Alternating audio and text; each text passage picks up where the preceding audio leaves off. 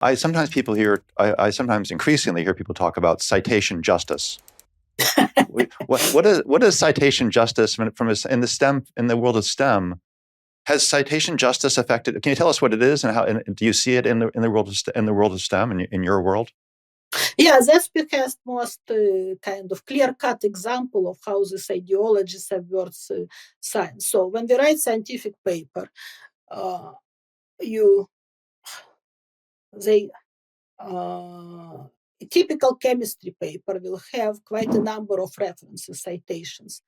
Like, my papers could have easily like 200 citations because first you need to, when you write a paper, you need to introduce the topic and explain what is the current state of knowledge. So you cite important original papers of what people achieved in this field, and then also some influential reviews in this field that give a reader a good introduction and background to the field.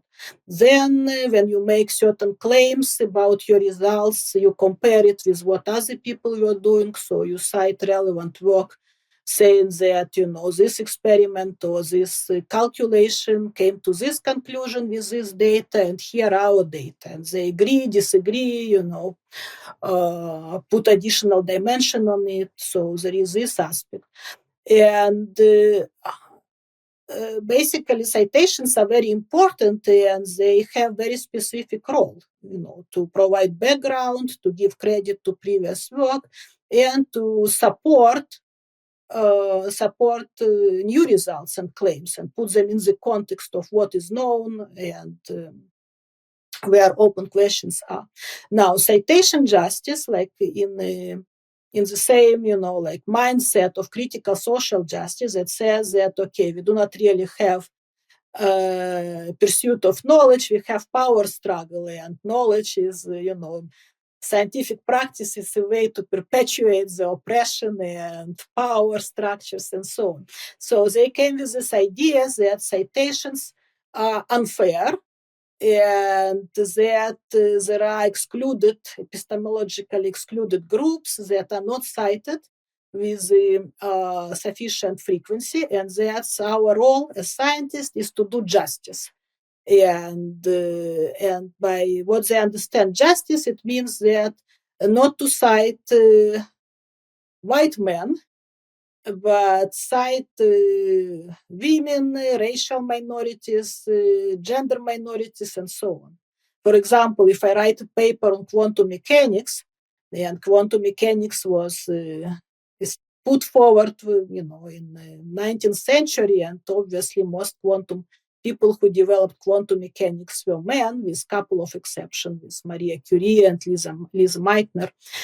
So basically, these people would say, no, your paper is not gender balanced. You need to go over your citations and find some minoritized, that's their term, scholars, and replace citations. And John, what is funny is there are even software tools for that. And some journals recommend authors voluntarily, completely voluntarily, to run your paper through this automatic tool that will assess gender balance. And they say, wow, well, Anna, your paper is not gender balanced. It doesn't have 50% citation to women. Do something. But let me just ask you on this now. So you're a woman who came through a very traditionally male field. You don't disagree that there's been some injustice in the past, that there's been exclusion of certain people based on race and gender, for example. Our elite universities in the U.S. have only recently become open to minorities and women, even. So you don't dispute the claim that there's been a history of oppression and exclusion. Yeah. But tell us how you think about that and how this is something different than that. Yeah, the world was very different quite a short time ago, and I'm big fan of science history, and I read many books that describe paths of women in science, Maria Curie biography or Lise Meitner or others. maybe less famous, but nevertheless important figures. So the world was very different. Women cannot pursue science in many places. Maria Curie had to go and work as a governess for quite a few years to raise some money such that she could go from Poland. Poland and Russia didn't admit women to universities, and to get to study in Sorbonne in Paris, that was admitting women. So I'm old enough to remember the climate in science, which was not very uh, uh, well, I wouldn't say open, but it wasn't encouraging women. Like I told you, how my mother Right. really Right. didn't feel it's a good idea for a woman to go into science because it's just wrong career. And I been in many places, even when I was a postdoc in Berkeley. I was for basically, I think, entirely 2 years. I was the only woman at our group seminars, where there Wow. were like a couple of, a dozen plus of postdocs and students.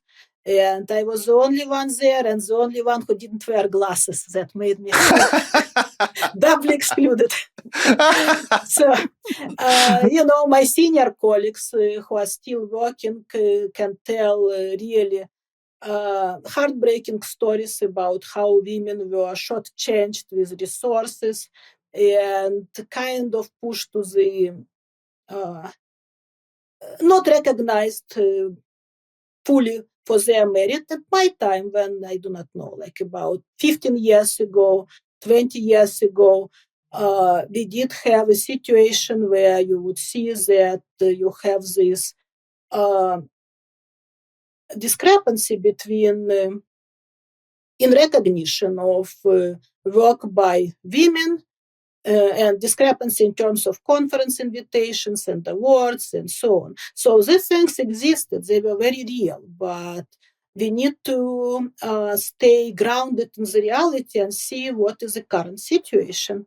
And you do not need to take my word for it. Some serious scholars, John Sessi from Cornell, social psychologist, he looked at the state of women in STEM currently, and he and his co-authors, they carried out detailed study where they pull out all papers, all data from the literature that investigated the existence of biases against women in STEM. So they plow through all this data and did very careful analysis. And they came to the conclusion that in the past 10 or 20 years, so that's the margin they say, there is no evidence of biases against women in STEM in the following domains: in publications, in grant funding, in recommendation letters, in hiring. In hiring, actually, they show evidence of bias in favor of women, which we know, my experience now confirms that. And the only domain when they found evidence of bias against women is teaching evaluations. So somehow in teaching evaluations they did. So, and that, I think it's a great finding. It's uplifting. It means that, okay, glass ceilings is gone. So, right. So it's a great